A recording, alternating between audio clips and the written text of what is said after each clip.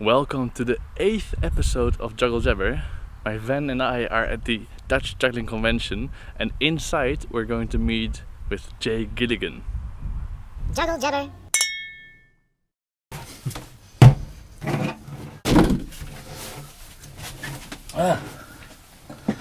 We're on. Cheers. Hey man, thanks for the milk. Yes.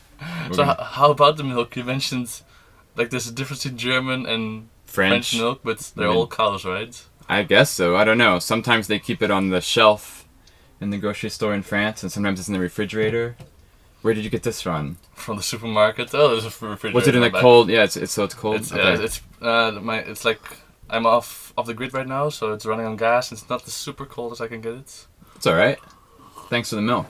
I was at a circus festival recently where they had like buffet for all the guest artists, and there were like milk cartons that you could take away, and all the foreigners commented it was so weird for adults drinking milk, and here in the Netherlands it's so common, but I don't know how it's in the US or how do you drink milk a lot all the time? Or I drink milk a lot all the time, yeah. I used to drink chocolate milk all the time, but now even better. I'm old. I calm down just to regular milk. So I guess when I get even more old, I'll just calm down to water. Like just clear milk. Water with milk powder.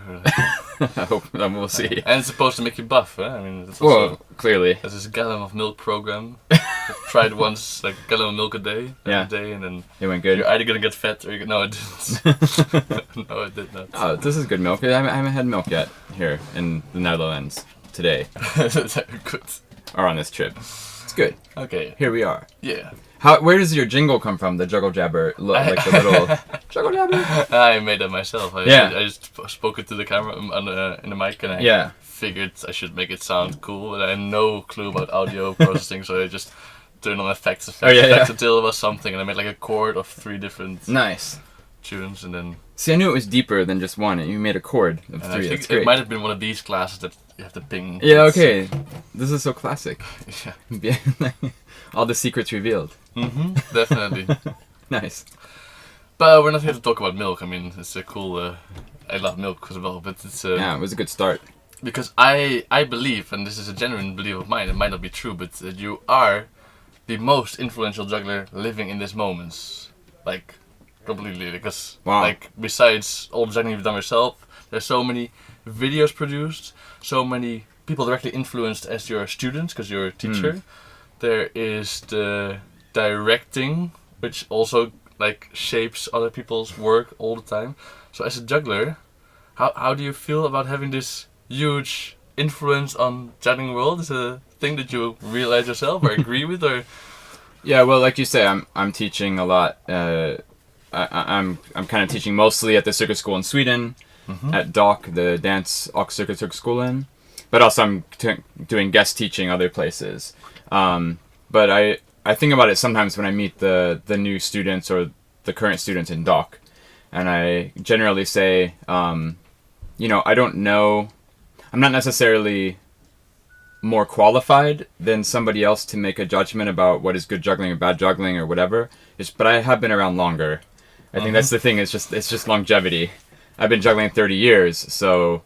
In terms of having a lot of influence, I don't know about that, but I can definitely agree that I've been around longer than a lot of these other people who I meet. And I think it is having that kind of history and experience that I'm able to draw upon. Again, not that I'm more, smarter or naturally talented, but just that I have years behind me and you can't really escape that. And I remember Luke Wilson always used to say how nice it was to be getting older, because the younger kids will never have that. The new ones who are coming up, and what he meant was they don't have that depth of experience. And the older I get, the more I appreciate him saying that, where maybe in the moment when he was saying it when we were younger, I was a little bit less happy to be growing old, but now I'm thinking that he was right, and there is something to be gained from having all these years of experience. You can't really escape it, I guess. It's you have no choice. Yeah, no, there's no way around. So here I am. But even then, still, you can choose to take on a guru position or hide within the juggling that you've been doing. Like you could stay stuck with what you did 30 years ago, which is the more classical circus approach, I guess. Well, it's like there are more people who've been juggling for 30 years. Right. Just to say. Sure. But it's kind of like what we said last night when we were talking that maybe there's certain things you want to see in the community, or you wish the community was in a certain way. And at some point, well, we are the community, and we have to make it what we want it to be. And that's a good and a bad thing about juggling. It's a great thing that you can have an influence over how you want your world to look. Of course, you can kind of take some sort of control. And it's maybe a little bit of a bad thing that there isn't a larger community that's maybe more actively shaping it how they want it to be. Or maybe just to be really selfish in the way that I want it to be, or something. No, but I mean, mostly I think it's really good that you can have some sort of influence over what you're doing, and who's doing it, and how they're doing it, and what discussions there are, and maybe where it's all going. So I think that's why I participate, because, yeah, it's not an abstract thing, the community, as if it's a separate thing. I mean, the community is us, so here we are. So are we going to do this or not? I mean... But, of course, no problem to be passive either. If you wanted to sit back and chill and do your thing, obviously that's very possible. And lots of people do it, and that's cool too. And I do it to more or less degrees at various times, right, according to our energy. So, yeah, like to make these podcasts, like you're making these podcasts, I mean, it's a great resource. I really appreciate all these people doing podcasts and writing the articles for the e-zine and putting blogs online and putting websites out there, whether they are, as refined or as sophisticated or as deep as they could be in the future. At least it has to start somewhere. And now, like Jacob Sharp was giving the talk here, and somebody asked, hey, how do I start to do all this stuff? Like, Jacob, you're doing all these things, and where do I start? And maybe it feels intimidating. And he came up and asked me the same thing when Jacob was done. He said, hey, but where do I start doing all these things? And I said, well, I know this is really cliche and you're not going to like it in terms of a concrete answer, but where you start is you have that awareness to ask the question. Oh, then he's on his way, so... Yeah, I mean, if you don't start to ask that question and have that awareness of, I can start somewhere, there is an opportunity to be taken, I mean, that's literally the first place to start. So I know it wasn't what he wanted to hear, because he wanted to have the 3 secrets of life. Always, but who doesn't? It's just like that he's asking that question. I mean, he was the only one who came and asked Jacob that question. So I think he's onto something a little bit more maybe than the next person for now. But yeah, just the next step is to accept that there's no concrete. Yeah, exactly. A lot of questions. Yeah, there's you should still ask. There's no straightforward answer. That's for sure. Yeah. Yeah.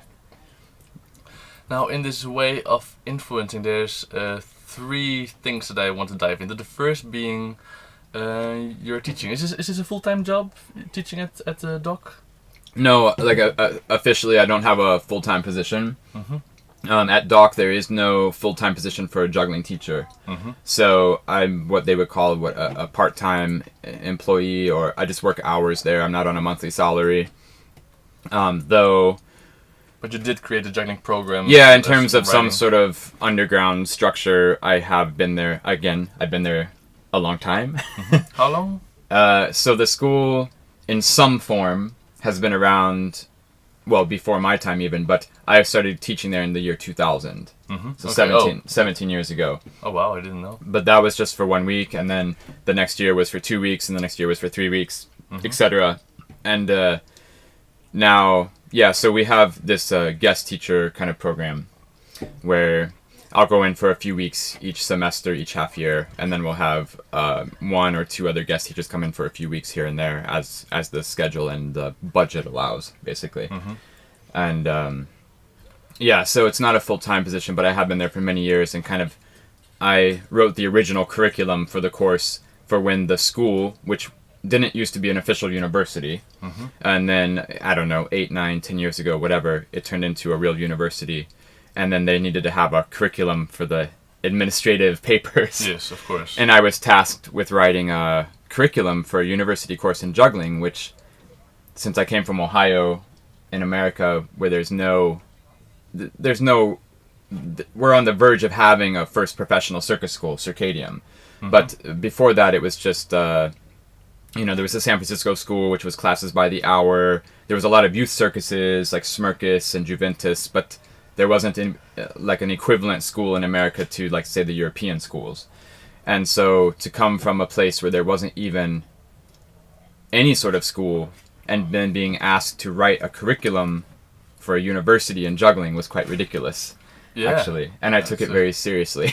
I'm glad you did. I have no clue what does it look like? What is there an outline? And does your program still match the written, or is it written in the end just for the administration? Right. So yeah, that's a great question. I mean, the first task was write a 3-year curriculum for a circus school with juggling. A 3-year program with juggling in a university system. So first I had to sit down and ask myself, okay, what does it mean, a university level? What is that? And definitely, I mean. And for that, there's kind of 2 answers. The first answer is that you can look to other fields that have a university level. So you can say, okay, there's dance inside a university. There's other arts. There's painting, and there's other arts in university. Or you can say chemistry or history or mathematics, whatever. They all are in a university, and they all are at a certain level in their field. And then you can kind of try to take that model and apply it to juggling and say that, okay, there's this abstract reality, which would be a university level juggling program. And you try to imagine what that would be. And that's the path I took. I think the second way to do it, which is more popular or more prevalent, at least in the schools, is that whoever shows up to the audition, you take the best ones, and then that becomes the university level. Yeah, and you push them for 3 years, see what comes out. That's the standards. And you could say then that maybe 1 year the class graduates and they have people who are juggling 20 balls each, and you go, that's university level. So you say, okay, technically a university level you have to juggle 20 balls, but then the next graduating class they can juggle 5 balls, and you go, oh, wait a second.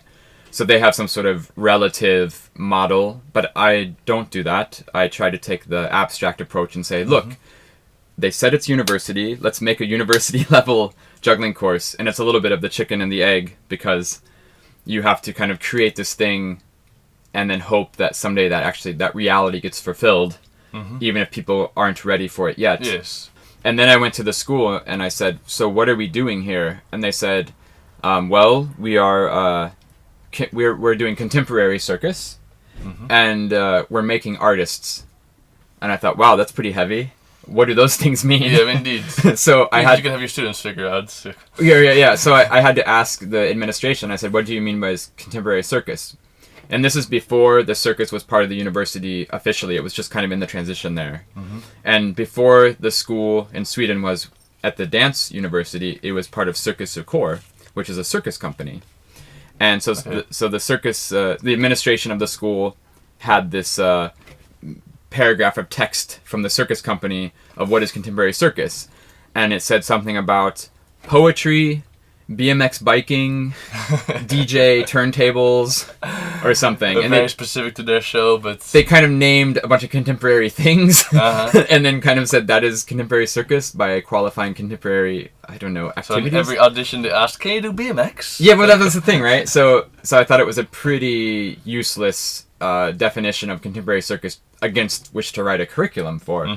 So I had to kind of create my own definition of contemporary circus, which eventually ended up being that, in a very short way, traditional circus, technique is the end point. So I do 7 balls to do 7 balls, done. But in contemporary circus, technique is a means to an end. So I do 7 balls to express something else.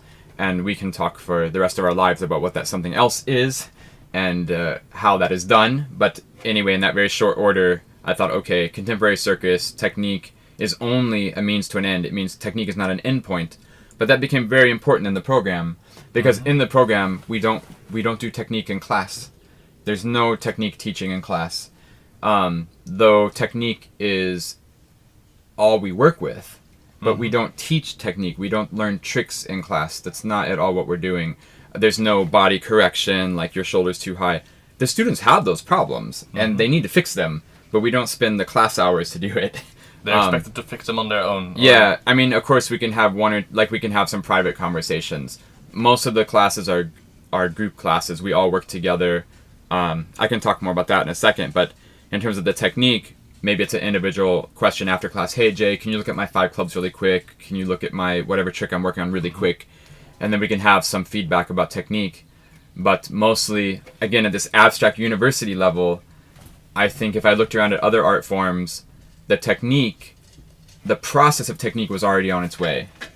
So the students who are going to come to that program, they're not going to stop learning technique, but the way they learn technique, they already have a system in their life that works. So they don't need to come to school and have me to tell them, hey, you dropped, you should catch the ball.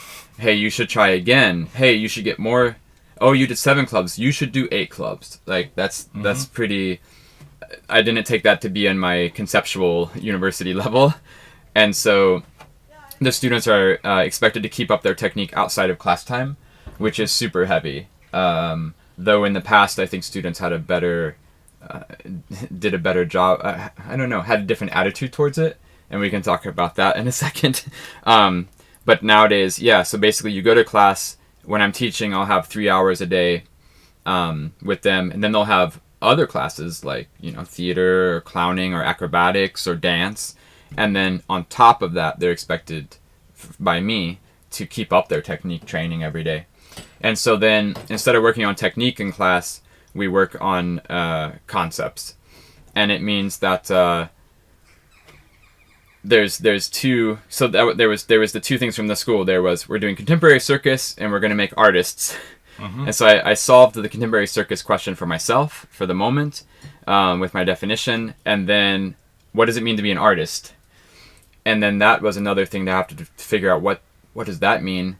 And basically I took it to mean that these people are going to express something and create something out of themselves in the end. Or that is maybe not in the final, that this process also will never stop. That they are going to be people who have the skills to create things that they want to do. It was as simple as that. Which again, I don't think the school, even today, has a clear understanding of what it means for them to be an artist. They don't have these discussions, I think, internally in the administration. Or at least it's not clear or articulated between the staff in any sort of coherent way, consistent way. So anyway, what it means then, the actual program was 3 years originally. This structure was 3 years long. So the first year, I always gave the analogy of learning a language. So the first year, we were just working on vocabulary, and that kind of meant that we would look at every part of juggling there is to make sure the students were just aware of what was possible. So maybe sight swap, but do you know, I don't know, this is terrible, but synchronous sight swap or passing sight swap or whatever little detail, that we have an overview of what's happening in juggling right now, which includes everything now, everything from the past that we can possibly dive into, that the students have an overview, that they know what's possible inside the world of juggling. So you're just basically learning words. If you're learning a new language, you're learning all the words. Then in the second year, we only do composition of juggling. So we just compose in every single style we can think of, in every single way, with a bunch of frameworks of how to compose things. You have the traditional structures, beginning, middle, and an end. So when you say compose, you mean like creating a sequence of already existing moves? Yeah, sure. And also composing with improvisation, so maybe moves that don't exist yet. But just composing in any different way. And again, that if you're learning a language, that's putting sentences together in paragraphs. It's kind of the rules of language, like the structure of like pronouns and verbs and sentence structure and like all those kind of things. Yeah. And then basically the reason we do that in the second year only is to practice composition, is because I think composition, it's the same thing as learning technique. So basically we practice all of our time, we spend all of our time to do 7 club cascade, right? That is not something that you would originally just pick up and expect to do the first time without any, previous experience. But somehow we don't speak about creating things or creativity in the same way. And that really confuses me, because people will, hey, do 7 clubs. Oh, I can't do that yet. Okay, well, what would you do to learn it? Well, I'm going to practice it every day. I'm going to practice 3 club triples. I'm going to practice my release, my grip. They have this whole system worked out to do technique. And then I say, okay, can you make a new trick? And then they go, oh, I can't make a new trick. And I say, great, how are you going to do that? And they just go, well, I'm going to think of a good one. and there's no similar process in place where it's just like, why are you not practicing composition at the same time that you're practicing technique? So in the second year, we're just practicing composition in the same way that people would practice technique. And so then in the third year, they put all that practice to use, and then they make something that they want to make. So they express something that they want to say. So that's like, the first year you learn the words, then you learn to write sentences, and then you tell a story. In the third year, you tell a story. And as stupid as it sounds... So it's like an act, or... Yeah, so very concretely, from the school, they call it an act. But... which is a very strict format of 7 minutes on a stage with an audience. You would think so, but what you're talking about is not the... You're totally right. Once you say act, no, but you're totally right. Story can be anything, but you're totally right. But what the school does not arrive at the place the way you're talking about, and I agree with you.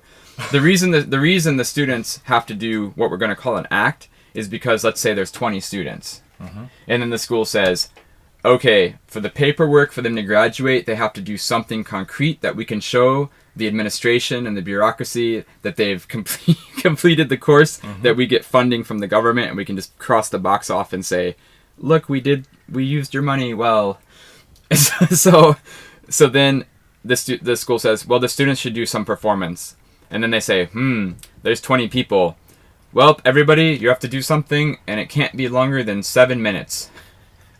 So it's not really, like, and everybody kind of assumes that means it's an act, because that's what an act kind of is. It's like a little bit of a coincidence, like, that's what an act kind of is, but it comes from a kind of different artistic place. It's just like, there isn't a real clear structure for what they think it means to do an act in terms of a specific market or a specific resource of how we're going to position this act or what it really means. So it's kind of like 7 minutes of stuff, which is also coincidentally kind of the same as an act in the real world, and we can kind of smoosh a lot of these graduation projects into the existing markets, but there's no real conscious conversation about that. I think which is a pity if you call yourself a contemporary school. I mean, how many more years until you can graduate with a video project?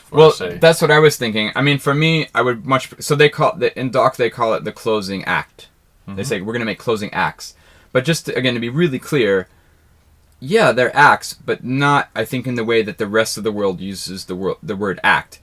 In that an act normally has a specific market with a specific framework and a specific set of expectations. In Doch, it's more like, an act is 7 or 8 minutes of stuff. Sometimes 10 minutes of stuff because the students go long. But without any real discussion, I think, from the beginning of the creation of where this is going to go afterwards. Which in many ways can also be really beautiful, because the students will do completely crazy random stuff, but then that will be a sensation in the marketplace because it is so weird or different or coming from a different starting point. It can be very successful, don't get me wrong, but just to say in terms of the conceptual starting point of it all, it's a little bit muddy. Instead of having the closing acts, I think it would be nice that there was just the closing projects, and then you could do an hour-long solo, you could write a book, you could make a video, you can make a podcast. I mean, whatever with a clear intention behind it and with a conscious framework of how that's going to continue into the future and bring some sort of desired result, So in terms of having this closing act, it's a little bit of a compromise in terms of just paperwork, and also then pretending that it fits existing structures of the marketplace because people hire acts. But in terms of the depth of like the concept, it's a little lost. And so anyway, the biggest challenge of the students, ironically, turns out to be in the third year when they're finally allowed to express themselves and say something. They generally sometimes don't have anything to say. Well, this is a problem that this is your school. This is everywhere at all circus schools. Yeah. I have so many friends who went to a second circus school because they weren't ready, and then they're even more confused the more material they have. Right. It's just... Right. So we had this 3-year structure. First year, learn the words. Second year, make sentences. Third year, tell the story. If to use this little analogy, with juggling. But I think in recent years, I kind of very consciously, this last class, I threw all that away, and I just started from zero, because over the past couple years, the past couple generations of students, they've become somehow more and more reliant upon the institution. So they'll come to the school and they'll give full responsibility to their lives to the school. In one way, they'll say, okay, now I'm at Doch. Doc's going to take care of me. I can just sit back and be passive. So it means that very concretely, when I would teach years ago, let's say Wes Peden at school, I would come in and Wes was there juggling. He'd been juggling for an hour. And you walk into the room at 8 in the morning or whatever, and he's been there juggling for an hour. And he's sweating, and he's like, what are we going to do today? And he's hungry, Or Victor Gyllenberg and Peter Oberry, they would do the same. You come into class, they'd already been juggling. It was intimidating for me as a teacher because I really wanted to match that excitement. I can imagine. But nowadays, the past few classes, I'm not saying this is a personal judgment against the students. It's just reality. You come in the room and they're sitting there waiting for you to tell them to start. And it's a little bit like, I get it, because what we do in class is very conceptual and we do work together as a community and we do start together. But in the same way, the school, what they don't realize is that the school is them. The school, it's like us in terms of the car leaving. It's a good moment for me to pick some more milk. Yeah, cool. Do the milk. Did Marta write you? Or? Yeah, let's see. I gotta. Can we pause for a second? Sure, go for it. Because there's some urgent convention thing going on. Oh wow. They need urgent even. I don't know. And we're back. So in the past few years, I kind of threw away the plan from before because the students had kind of changed somehow, just in general, with their attitude towards school. That they give the institution a lot of responsibility for their lives. They're a bit more passive. And in terms of that, then this whole 3-year, very specific structure that was kind of this abstract thing, it started to not work so well. So very consciously on the newest class, I kind of threw everything away and just started from zero to try to understand where we are now. And that could seem, to me it seemed a bit silly at one point. I was just like, really? Has things progressed so rapidly that in the past 8 years I've had to throw away my plan already? Are we evolving so quickly? But actually it turns out Eric Oberry said a really, really powerful thing to me that made me understand that it is changing so fast. Because he went to circus school. Actually, I taught him. He wasn't Doch. He was in the school that became Doch, yeah. And he said like this, he said, when I first went to circus school, it was amazing that there was a circus school, right? And then he said, that's 15 years ago. Yeah. And then he said, the next year when I went to circus school, it was incredible that we had a teacher for 1 week, right? That not only was there a school, but that there was actually a teacher for a few days. That was insane. And then finally, on his last year, that they had a regular teacher was also a revolution. And he said nowadays, students expect there to be schools, and they expected there to be a teacher all the time. They don't have that understanding that, that didn't used to exist.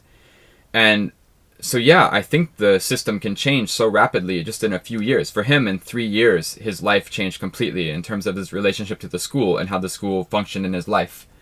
And I'm not saying that the students shouldn't demand a full-time teacher, and they shouldn't demand that there is a school, but that their relationship to the value of that has changed. And they take, in one way, more things for granted, which is bad, but in another way, they should start to just get we shouldn't be sitting around debating, should there be schools or not, and that's dumb.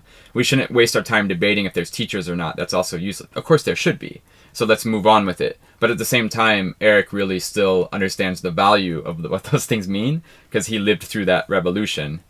And so now I think the current generations of students are a bit like institutionalized, where it's like, we start to compare to other schools, right? Like in a dance school, right? Also taken by the school, right? Through, same with music, right? And it's also like a thing to do now, where it's like, okay, because I teach at Doch, I get Facebook messages like every other day, and they say, hey, I want to go to school, I want to perform, do you have some advice?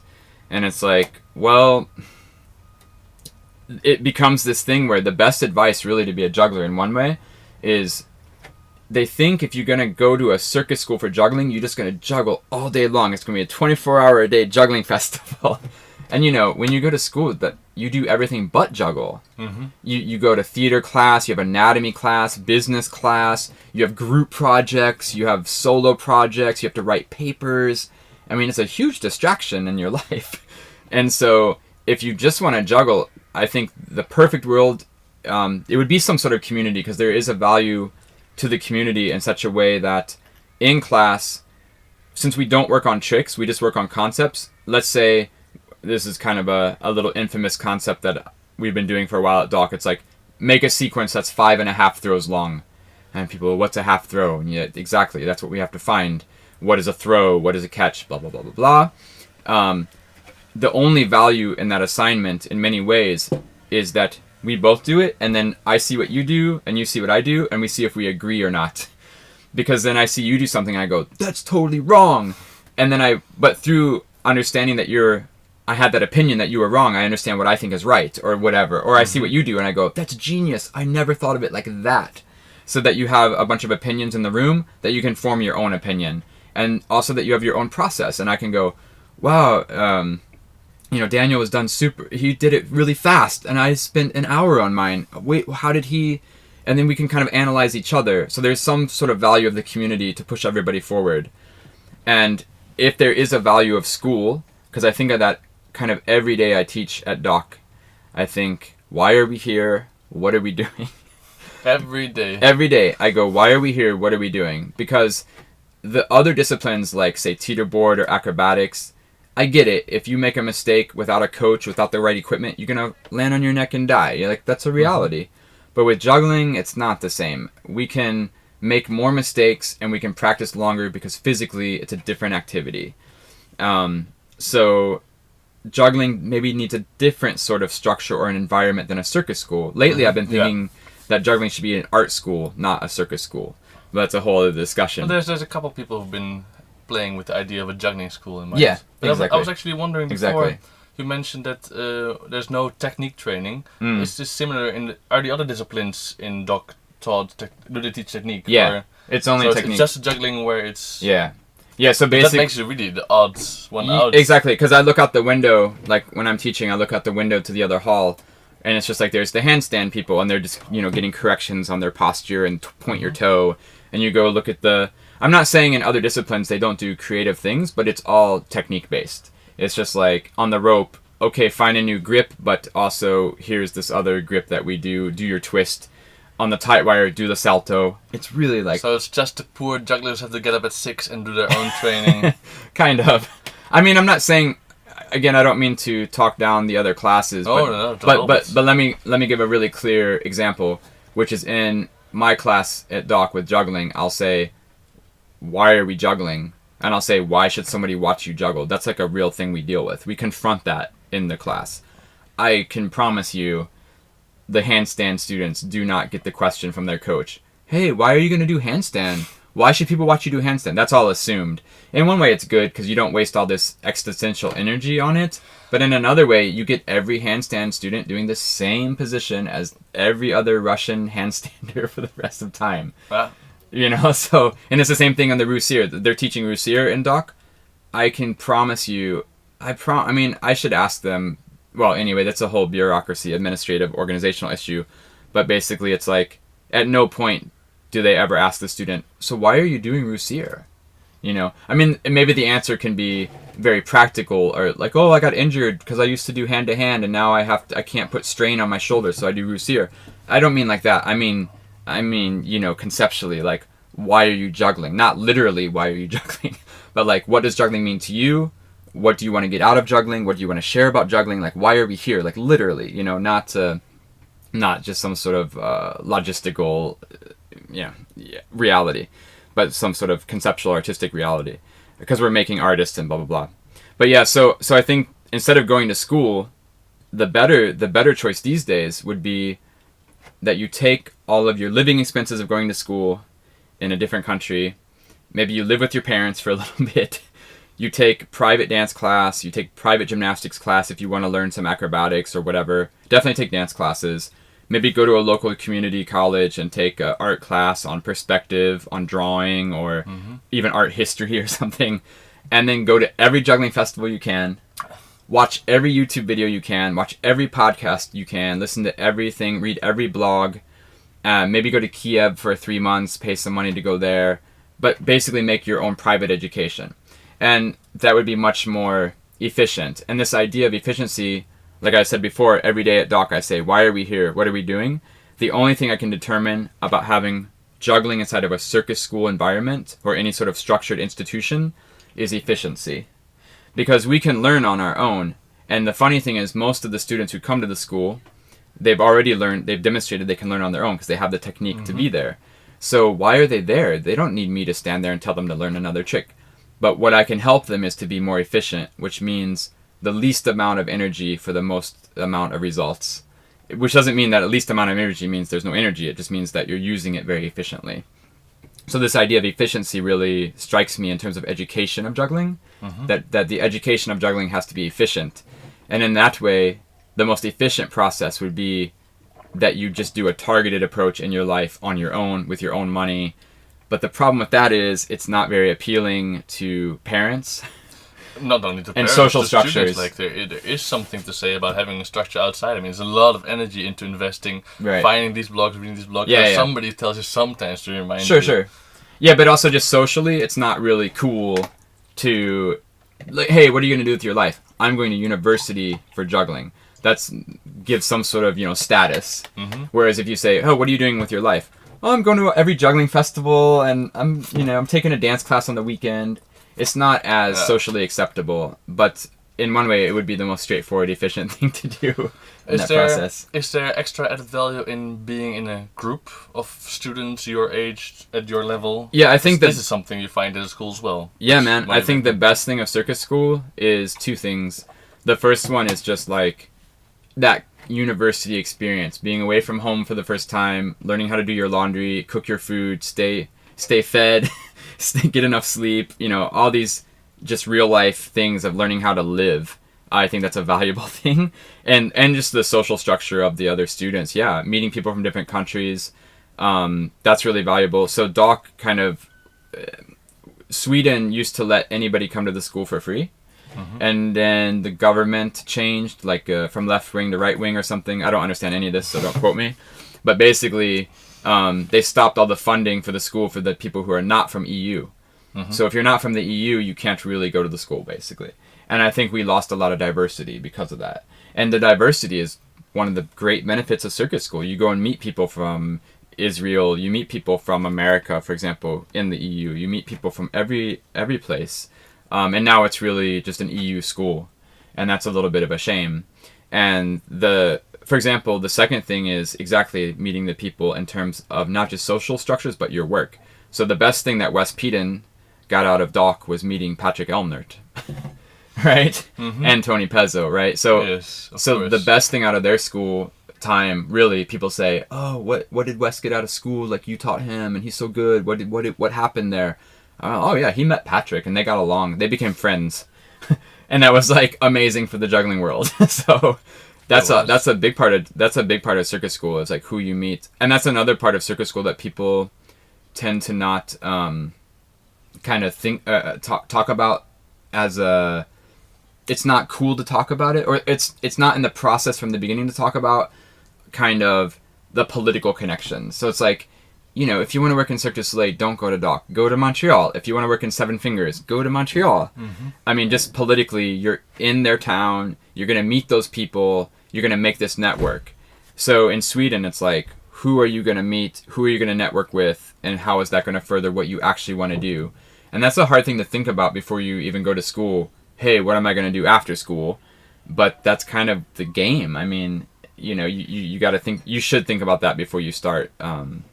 Or it's not as efficient, as efficient or whatever. I mean, you're going to meet people regardless of where you go. And you're going to be able to achieve what you want to achieve eventually wherever you go. But there's so many years ahead, right? I mean, right. You managed without school to tick every box you wanted, I suppose. Yeah, I mean, I on accident because I was asked to teach, starting, we could say 17 years ago. And at first I was thinking like, oh, why am I teaching? I have nothing to say. What am I going to do? And then I realized that because I grew up with no school, it was a little bit of a novelty in this system where there are a bunch of schools. And that because I learned on my own, I kind of also learned how to learn. And then that was something that I could share with students that was maybe different than what they grew up with. So like I say, these days, somebody says, hey, I want to be a juggler. And what they mean is normally they've been juggling as a hobbyist and they want to become a professional performer.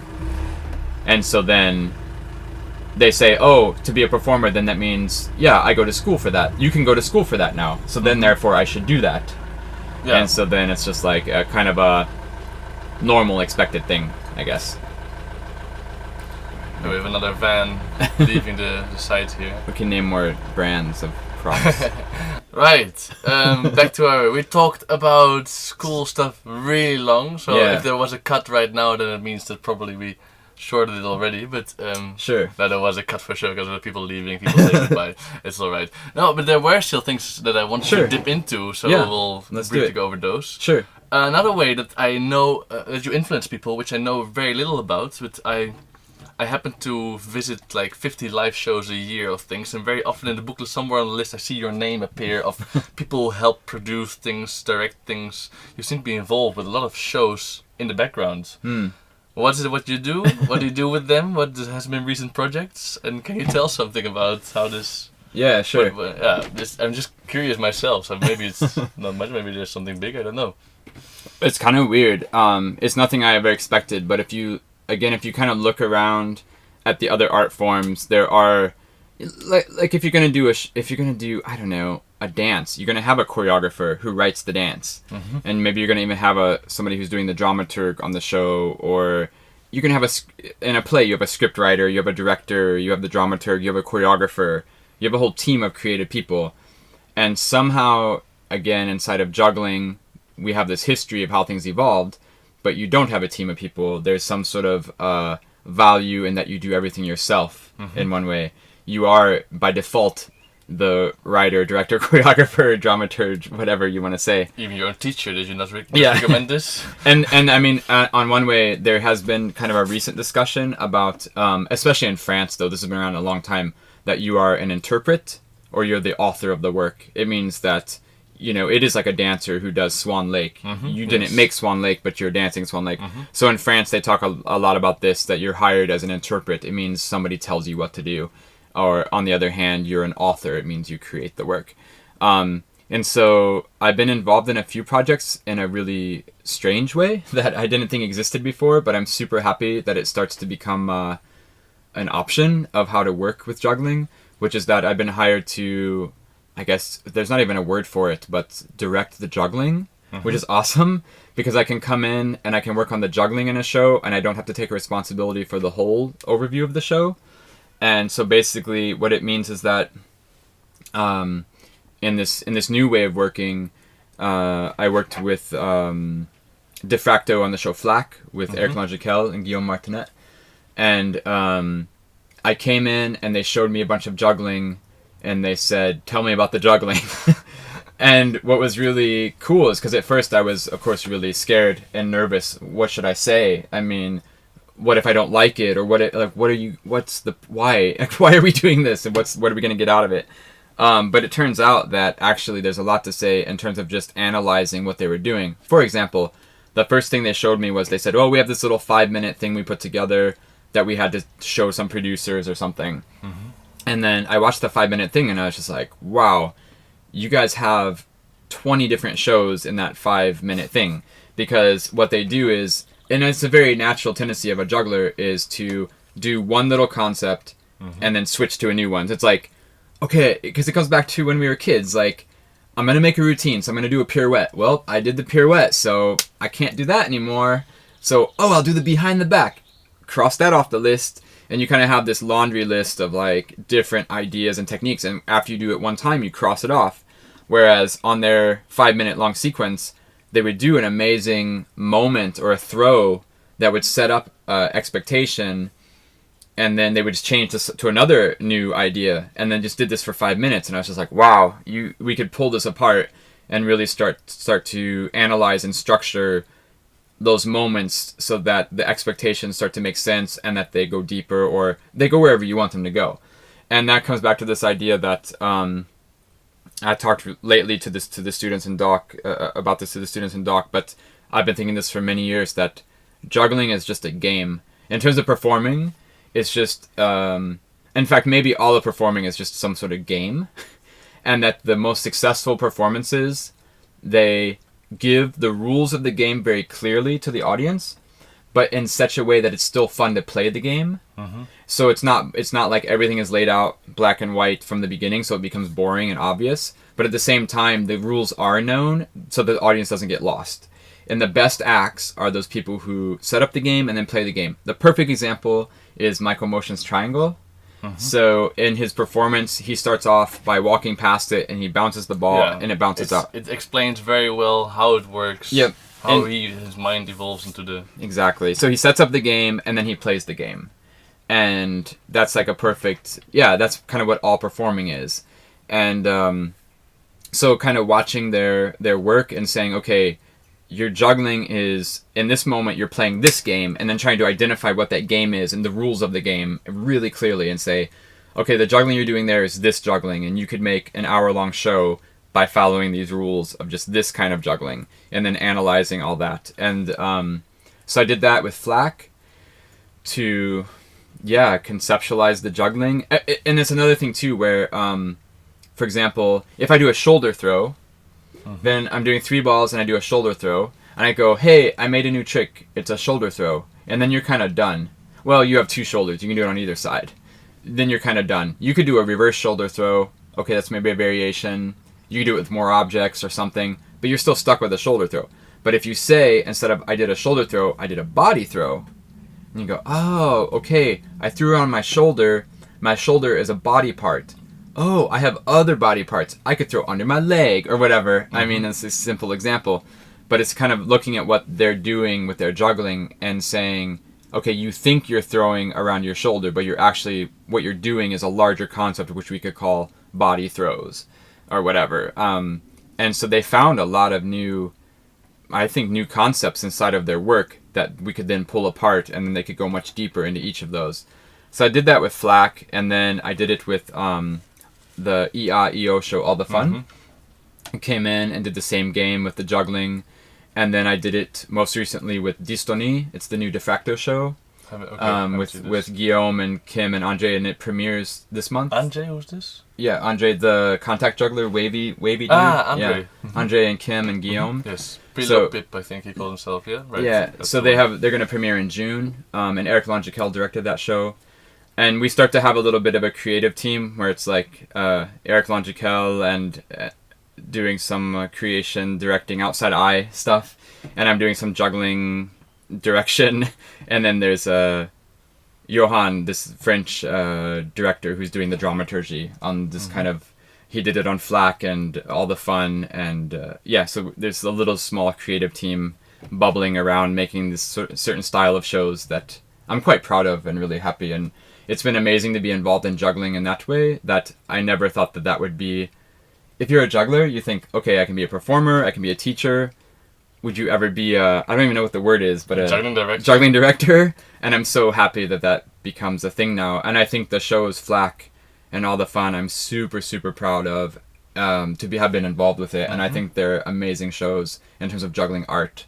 And I really stand behind that and go, yeah, that's the future where I want to see juggling going.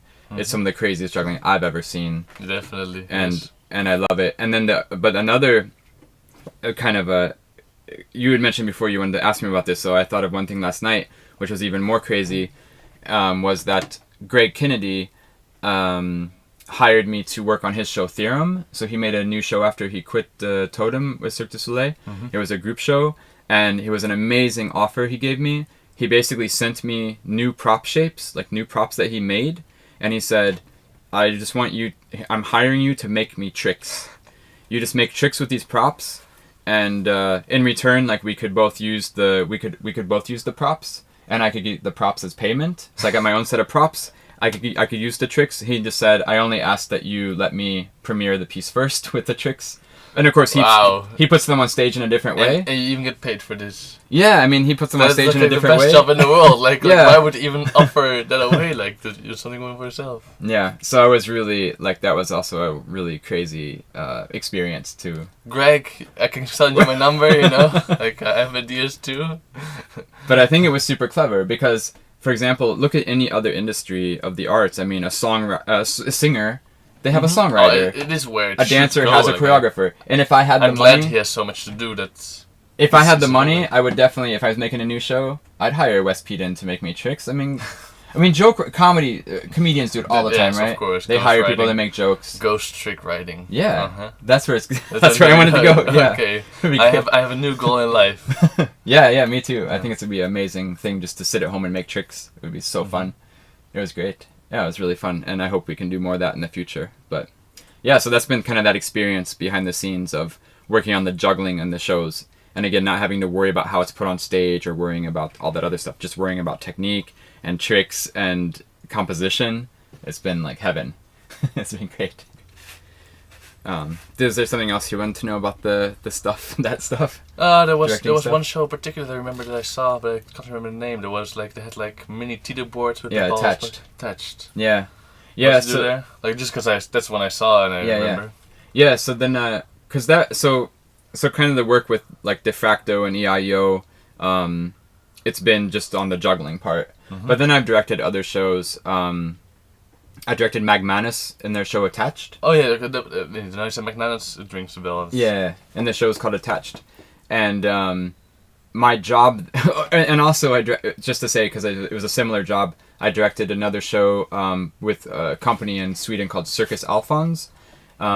Not Cirque Alphons, which is the Montreal company, but Circus Alphons. And they had a show called Eurotrash. And kind of with Eurotrash and Attached... It's a good name. Yeah, my job was a little bit similar in that I was kind of I was hired in one way to be the guy in the middle. Because Eurotrash was a 4-person show and Attached was a 2-person show. And they'd been working together for a long time, both companies, with each other internally. And I was kind of called in to be like in one way, just take on that role of like, in Attached, there's 2 guys, they're trying to make artistic decisions. One guy wants to do one thing, one guy wants to do another thing. And I'm in the middle and I should just choose. So in one way, I was just there to be the tiebreaker in the voting process. Maybe that's a little bit too humble, but that's again a super lectures position. In one way, that's just the reality. I mean, in another way, my goal or my general role in those positions was more to just kind of be an overview, kind of like let them have all crazy ideas, and I try to like compile them and compact them into a organized, realistic plan. So more logistical work, and having an overview of the whole thing. And though I mean the same thing, because I've also directed a million school shows, like school productions, and just to say like. Directing a school show is kind of the worst job in the world, because you have, in general, being a director is weird, because if the show is good, then the audience goes like, oh, so really, really great performers, like really great performers. And if the show's bad, it's like, that director sucks. It's just like, it's hard to get a good, if the directing goes good, it's like lighting design and sound design in directing. If they go good, nobody notices it. Yes. Right? Yes. It should be invisible. But if it goes wrong, then it sticks out, and you just go, oh, the light design was terrible. But you can't really tell from the performance who made it, like if it was a group process or a solo effort or... Right. But in a school show, generally, let's say you have 20 students. Well, it's still a school project, so everybody has to be involved. Everybody has to do their act. It means you have 20 acts. Yes. And, and it's really, it's just a terrible, a terrible task to try to accomplish. To make a show that's fun and watch, or survivable for the audience, and it has 20 different acts, and there's 5 people doing rope acts and 5 other people doing juggling. I don't know. Yeah, so it can be a bit of a challenge. But in terms of directing, it's more that you try to make everything have a reason. So you just say, well, why are you doing that? And trying to get deeper into the reason of what you're doing. So, for example, I'm working on a new show with Eric Langekel, we're going to do a duet under EaEo, and that'll premiere 2018. And so now the show's about aliens. You together. Yeah, we'll be on stage, and it's about aliens. And so we're really, okay. So we're really talking about like, okay, but it's about aliens, but is it for real, or is it a joke, or what's like, on what level are we doing the show, and what does it mean? And there's a lot of figuring out exactly what we're trying to do so that we can accomplish it. Because a lot of times you go into a situation and people have a really clear internal identity, but their idea of how to put that work and interact with the outside world, it's really unclear, or they think they're doing one thing and they're actually doing another thing. That's the whole point of directing, you know, is being on the outside and being able to say, hey, you think your hand is straight, but actually it's really crooked. Just make it straight. If you want it to be straight, do you want it to be straight? Like all these questions, and trying to help them figure out what they're going to do.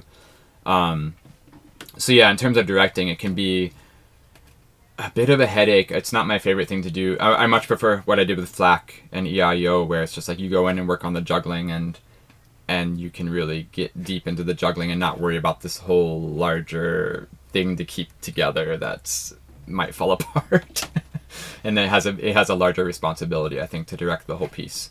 And also, I think directing is like an art form of itself, and that you can go to school for and study and learn. And yes, I don't know anything about that, so not yet. No, not yet. Just through some experience. But I think if I direct more, it would be nice to study it maybe more formally. Okay. Would be clever at some point. Even though as a juggler mind that you didn't go to school, because sorry, with juggling you have a good experience, even though you never went to school. Oh, I I would see say what you mean. that you have to know how to pick up skills. But I think that also comes back to that idea that you can practice creativity and the way you practice juggling technique, and I think you can practice directing too. And I just, you know, I've spent my whole life juggling, so I'm pretty confident. Even I didn't go to school for juggling, I'm pretty confident in terms of knowing what's going on with juggling.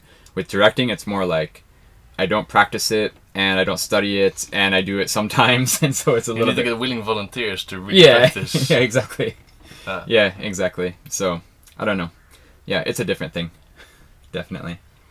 And what was your third thing you were going to ask about? Yeah, the third thing, I was just going to come to it. The third, we're going back a level, because we started teaching and then directing at all these upper levels of how to control juggling. But one more hands-on thing, because we had a workshop you gave 2 days ago? Yeah. Yeah. We have a workshop here at the festival, and it was all about finding these infinite amount of possibilities. In this case, we were talking about body throws. But then, as I myself wonder very often, I find a million possibilities, and I'm just so lost. Like, what do I train of these, or do I just every day keep on making more and never learn anything? Right. What do you recommend your students or anybody? Which tricks do they practice? And there's just too much in. Sure. Okay. I mean, it's a related question to. So what you're asking is related, I think, to something I also ask myself, which is, let's say I'm making something. Let's say I'm going to create a new act or whatever. Just to use easy language, a new sequence, whatever.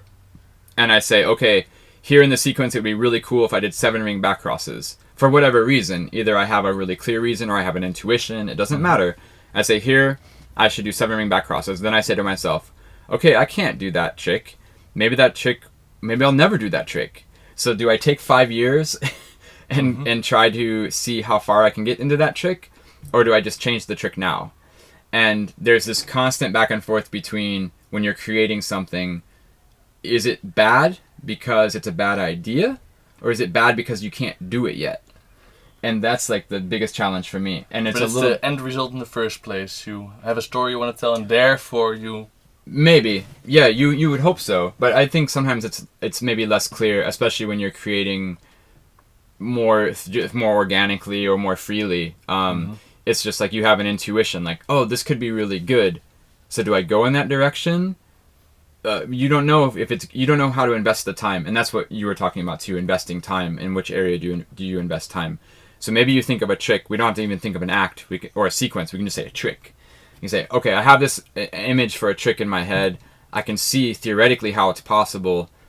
So then you have to put your hands on it in real life to confirm if the image in your head is actually good, I think.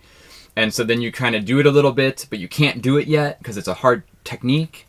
And then you say, okay, that sucked. So you go, okay, Did it suck because it's a bad idea from the beginning, or did it suck because I can't do it yet?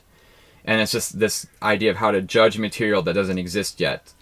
And part of the answer to that is kind of part of the answer to your question too, I think. And that is having some sort of larger awareness of your own work and also the work that's out there and your position in that field. So what you're saying is you could keep creating tricks forever and never go back and learn maybe the other ones you created yesterday. Yes, and mostly creating and learning is so different from each other. Right, exactly. And when I was younger, I had that bad habit. I would always make something new instead of going back and editing the thing before. So my work always stayed at a certain level. It was always like, it's okay, because it was kind of new and exciting, but it was never really refined or cleaned up or learned properly. Mm-hmm. And then at some point I had to stop just doing things to be just because they were new and go back and start to edit the stuff I'd done before to find what was actually going on with them. And so then it becomes this idea in both of these questions, your question and my question of, is the trick good or bad, or do I have to learn it or whatever? It's this idea of necessity, which is really hard to talk about specifically, but in concept, it's this idea that Ivar Heckscher, who was the old principal of the circus school in Sweden, he's kind of my mentor for many years, and he talks all the time about necessity, that we can't do things we shouldn't do things that are new just to be new, but we have to do things that are new that are needed. And in fact, he had a really funny example of this, that, in the perfect world, you would read the news every day, watch all the news on TV, read every newspaper, and then for like 1 week or something. And then when the audience comes into your show, you would interview each and every one of them in depth and really get to learn and know them. And then you go on stage and you do what's really appropriate in that moment and that place and time, whatever the hell that would be. Like, what could that mean? But then the work in an effort to be necessary, that what you're doing is necessary. And so to answer your question, maybe more specifically, it's like, I think for me at least, it helps that you have an overview of what's everybody else doing. Mm-hmm. I mean, just out of being curious, not in a controlling kind of egotistical judgment way. Well, I think most of us have this linked. Many of us watch videos, performances. Right. Yeah, like just go, now all the Japanese jugglers are on Instagram. Like, get an Instagram account, just go watch all the Japanese guys on there. It's amazing. Go on Juggling Rock every other day, check out the new scrolling YouTube feed, check that out. Kind of have an overview of what's out there, what's happening. And then you can start to form your own opinion and say, well, this kind of work appeals to me and this kind of work appeals to me. Maybe that can start to help edit your own process when you're making new tricks every day, or you find all these possibilities, all these possible directions to go in. You can start to have some sort of sense of your own opinion or your own desire of where to go. So it's not, so having some sort of external view of what's going on is good, but then also sitting down and having an internal view and going the opposite direction and saying, well, okay, I could make a million tricks, but what are the tricks I made in the past that I like the best? Or what things do I enjoy doing now? Or how much time? For me, it comes down to resources a lot of time. It's like, how much time and energy and money do I have to invest in this thing? And then I say, okay, I'm not going to learn 7-ring back crosses. I'm going to make I'm going to change that part of the routine so that I can perform it tomorrow. So recently, I made a 3 magnet club act. And I did it as a little bit of an experiment, because now I have a 1.5-year-old son. And so I think as many new parents who are artists tell you, yes, it limits your time that you can go and rehearse and be creative and etc., and you have to integrate this into your lifestyle. So with the magnet clubs, I said, okay, I'm going to make this act in 20 hours, and from zero, like from never touching the clubs to having a finished act that I can do every time without dropping. And that was really awesome, because I would be in rehearsal and I would come up with a trick and I would be like, I could imagine this trick being super cool if I worked on it for 2 years, right? And then I was just like, no, I'm not going to do that. Like, what's the trick I can do tomorrow? With the goal properly in mind, you can select. And I was really happy with how I was really worried it was going to turn out to be boring or maybe too simple or I don't know, irrelevant, but somehow there was a clarity to the piece. I'm not saying it's the best thing that's ever been done, but there was like a clarity to the piece that had some sort of internal integrity that I was really happy with. So in terms of that process, it was really fun. And that process turned out to be really kind of weird or unanticipated, in that for the first 5 hours, I just made tricks without any sort of plan, because my normal approach would be to sit down and go, okay, I'm going to map out all the conceptual possibilities, like we did in the workshop a bit, where it's like, you can change this part, you can change this part and this part. Now let's go and do 10 variations of each, etc., etc.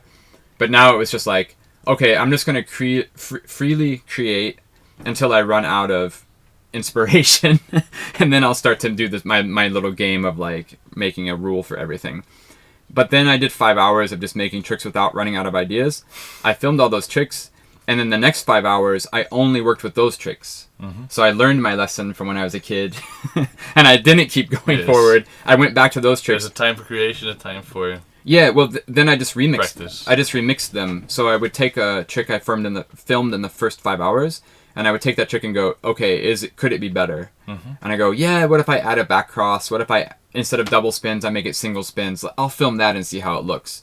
So there was just another 5 hours of refinement of the first tricks, which made even more new tricks, because I would think of new variations, and then the last 10 hours was like editing all those tricks down, and then the next 5 hours, and then the last 5 hours was just like creating the routine and doing it, and then filming it. And now I can, after 20 hours, I have a little routine that it's fun to do, and it exists, it's concrete, and it's realistic.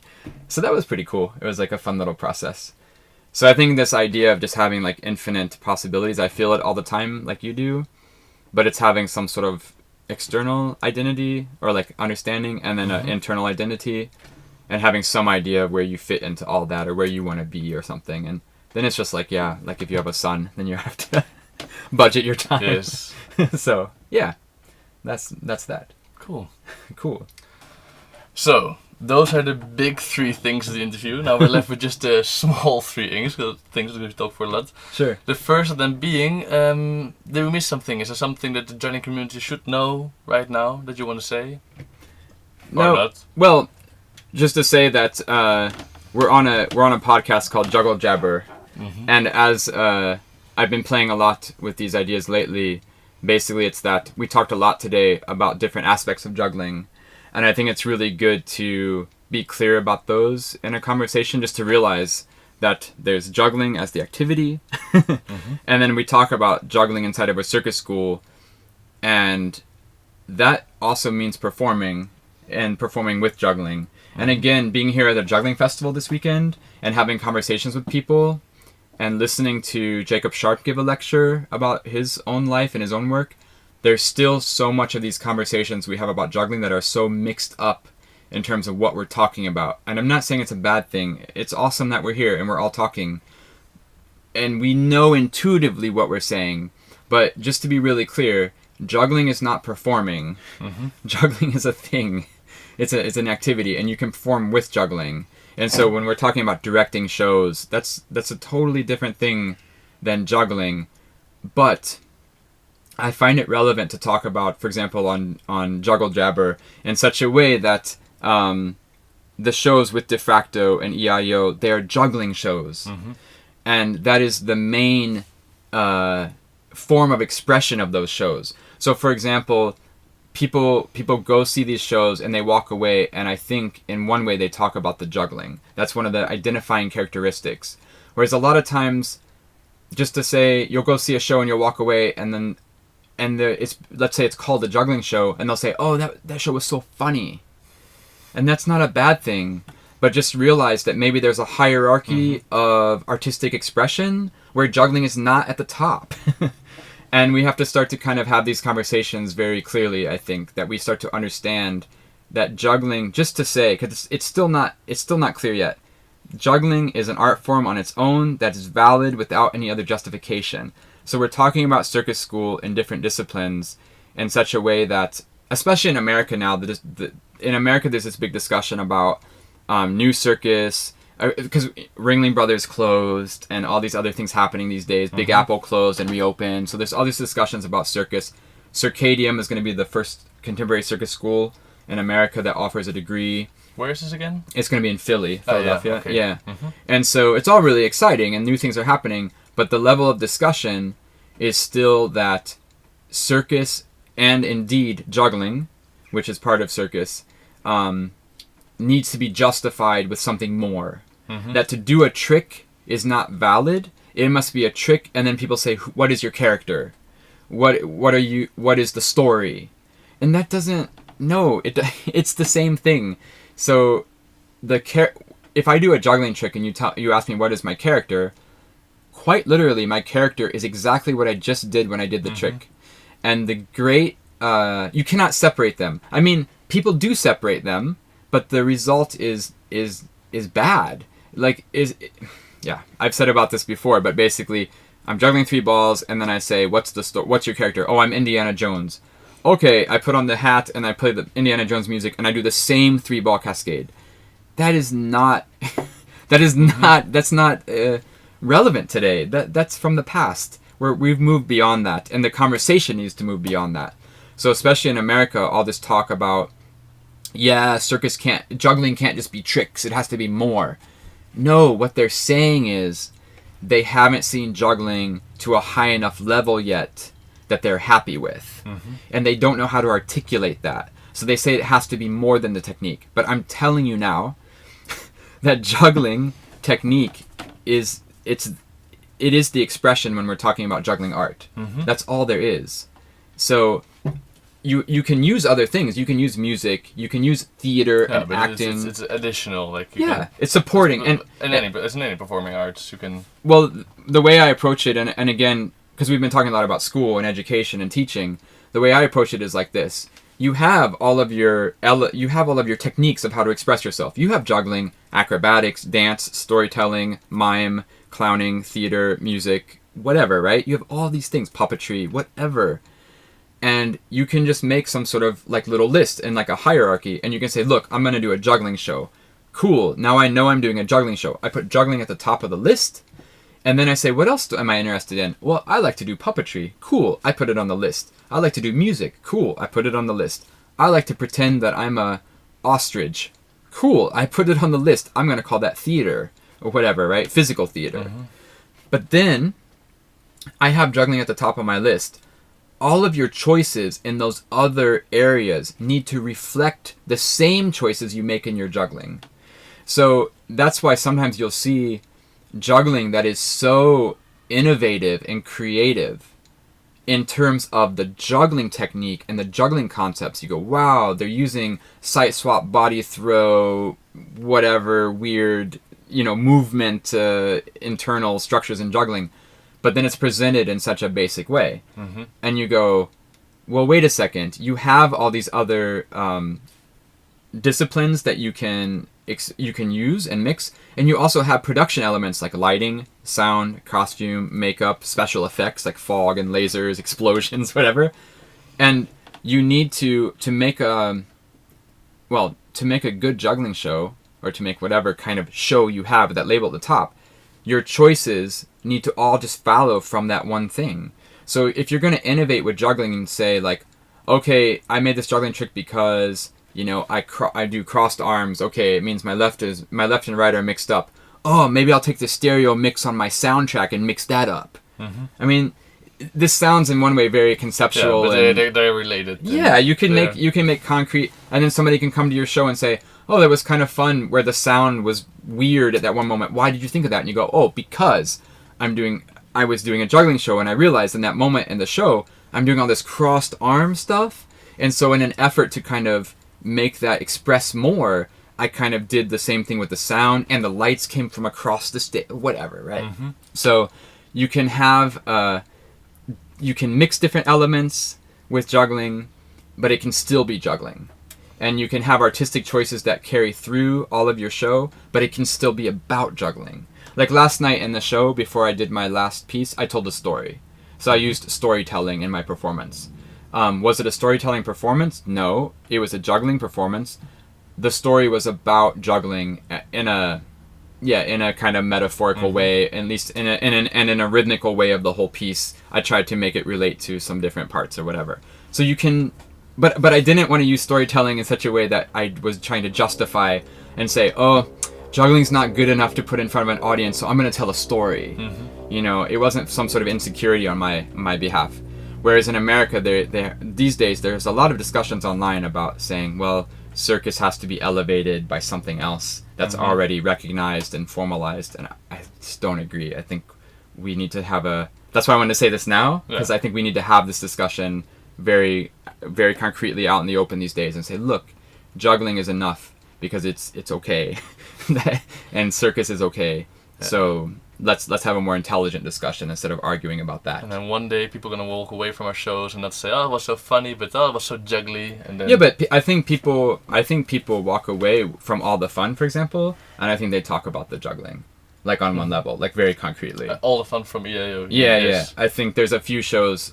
I mean, I think you can find examples of this all the time already, but just that if you walk away and you say, "Oh, that show was great because." Of the music choices. Or man, that character was so intense. You go, oh, maybe it wasn't a juggling show. Maybe it was a theater show that used some juggling. And then just to finish that thought, which is that if you do have that thing where, for example, in America, you have a lot of comedy jugglers. Yes. And then the jokes are more important than the juggling. Yeah, and then you say, okay, but wait a second, you're calling yourself a juggler, which is maybe good for the market to stand out somehow. But if comedy is at the top, you spend all your time practicing your 5-ball tricks, and then you write a few jokes. But if the main takeaway from your show is that people think you're funny, maybe you should spend more time writing jokes and less time juggling 5 balls, or just understand what it is you're doing. That's all I'm saying. So that's also a large part of being like the directing work and the schoolwork. I think that kind of wraps that all together, basically. Yeah. Good. Thanks. That was a good ending. Cool. We had 3 things. So the second is if people want to find out about you, where should they look?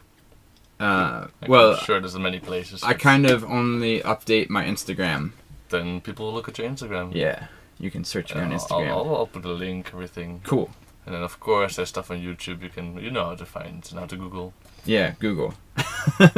Let's move on to the last thing, the fun part. Yeah. You want to show a juggling trick?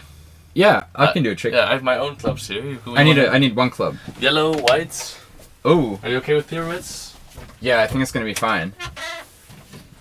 I found a white one. Alright, let's do it. Should we go outside or you want to do it here? Maybe. No, let's do it in here. It'll be more funny. Ah, cool. Yeah, I'll be behind the camera to make sure it's on there. Alright, great. So, alright, I should narrate what this trick is. So this trick I learned, or I made from, there was a girl who did this in 1995 with her arms, and then I learned to do it with a club because my arms didn't do it, so she could do this without the club, which was nice, but let's see.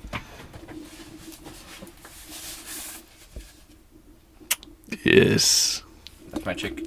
That's a trick. Thank you, Jay. Thank you so much for Thanks. joining me for the interview, and Thanks for the milk. you're very welcome. Yeah, we finished the carton. It's a liter of milk. It was good. Well done. Good milk. Cool. Wow. Thank you for listening to this long but awesome interview with Jay Gilligan. I feel so honored to have had this conversation actually right here on this very couch I'm sitting on right now. Big thanks, as always, goes out to the IJA for sponsoring this and all the other episodes. While I'm recording this part, you're having the IJA festival, which I hope is a lot of fun. Speaking of festivals, I'm going to the EJC, so if you see me there, feel free to approach me and tell me what you think of the show. I'd love to hear from you, and I hope I'll have time to record some new episodes there, which will be really cool. They won't show up for a while. I'm still on tour with a circus in August. I am also right now, actually. So hopefully in September you'll start to see the episodes that I record at EJC, and you can look forward to those. But then the circus tour that I'm with right now, if you're interested in what I do outside of recording Juggle Jabber, I post on Instagram. I post regularly about the tour, about the juggling I do in the show, about the clowning I do there, about random stuff, and I record a lot of silly tricks. So if you're interested in this kind of thing, look me up on Instagram, Daniel Simu. And if you're not interested in this kind of thing, that's also fine. I can't even talk anymore. It's too late. It's 4:30. Shit, jeez. Yeah, so I'm gonna sleep. I need to perform tomorrow, so very clever to edit interviews right now. And good night. Good day. Wherever you are, good something. See you at the next Juggle Jabber, or see you at EJC. Bye bye.